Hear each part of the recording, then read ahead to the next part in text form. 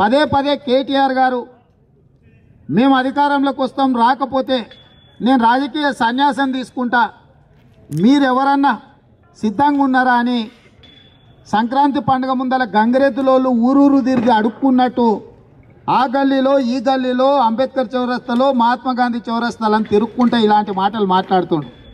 నేను అడుగుతున్న కేటీఆర్ 2 లక్షల ఇండ్లు నిర్మించకపోతే సంవత్సరం తిరిగే లోపల ఓట్లు అడగనని చెప్పింది చంద్రశేఖరరావు గారు.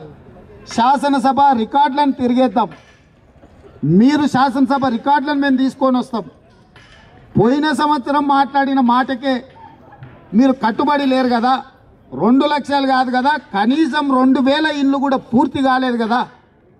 2000 ఇండ్లు కూడా పూర్తి చేయని డబుల్ బెడ్రూమ్లు ఈనాడు ఏ ముఖం పెట్టుకొని పేదోళ్లను మీరు ఓట్లు అడగడానికి వస్తుండ్రు. ప్రజలు అప్పుడే మర్చిపోయినరని మీరు అనుకుంటున్నారా? గ్రేటర్ హైదరాబాద్ ఎన్నికలలో కూడా 100 సీట్లు గెలవకపోతే రాజకీయ సన్యాసం తీసుకుంటా అన్నాడు కేటీఆర్. దేవుడు పైన ఉన్నాడు, అందుకే 99 దగ్గర ఆపిండు. నువ్వు నిజంగానే ఆ రోజు సన్యాసం తీసుకొని ఉంటే సన్యాసిలాగా ఈరోజు ఫిలిం నగర్ సినిమా వాళ్ళ గెస్ట్ హౌస్లు వెంబడి మాత్రమే తిరుక్కుంటూ ఉండేవాడివి, కానీ మంత్రిగా రాష్ట్రంలో పర్యటనలు చేసే అవకాశమే లేదు కదా. నేను చంద్రశేఖరరావు గారిని ఇంకొక మాట కూడా సూటిగా అడగదలుచుకున్నా. నువ్వు పేదోళ్ళకి డబుల్ బెడ్రూమ్ ఇండ్లు కడతా అంటే చంద్రబాబు నాయుడు అడ్డం పడ్డాడా? నువ్వు దళితులకు 3 ఎకరాలు ఇస్తా అంటే చంద్రబాబు నాయుడు గారు అడ్డం పడ్డారా? నువ్వు ఎన్నికలలో ఇచ్చిన హామీలను ఇంటికో ఉద్యోగాన్ని అమలు చేస్తా అంటే చంద్రబాబు నాయుడు గారు అడ్డం పడ్డాడా? నువ్వు రైతులకు చేస్తా అన్న రుణమాఫీ 1,00,000 రూపాయలు వడ్డీతో సహా చెల్లిస్తా అన్నావు, దానికి చంద్రబాబు నాయుడు గారు ఏమన్నా అడ్డం పడ్డారా? నువ్వు ఇస్తా అన్న గిరిజనుల 12% రిజర్వేషన్కు చంద్రబాబు నాయుడు గారు ఏమన్నా అడ్డం పడ్డారా? మైనారిటీలకు ఇస్తా అన్న 12% రిజర్వేషన్కు చంద్రబాబు నాయుడు గారు ఏమన్నా అడ్డం పడ్డారా?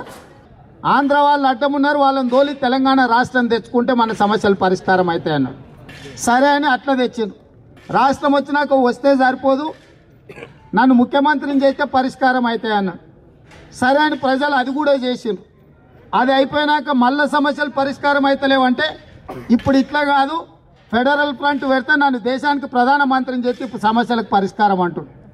ఒకవేళ అనుకోకుండా అది జరిగితే ఇక ఇది కూడా కాదు, మీరు అందరు కలిసి నన్ను దేవుని చేస్తే మీ సమస్యలు పరిష్కరిస్తా అని చెప్పేటట్టుగా అనిపిస్తుంది ముఖ్యమంత్రి గారు. అంటే అతి తెలివితేటలకు పరాకాష్ట చంద్రశేఖరరావు గారు వ్యవహార శైలి. ఈ వీడియో మీకు నచ్చినట్టయితే లైక్ చేయండి, షేర్ చేయండి. మరిన్ని ఇంట్రెస్టింగ్ వీడియోస్ చూడడానికి మా ఛానల్ కు తప్పక సబ్స్క్రైబ్ అవ్వండి.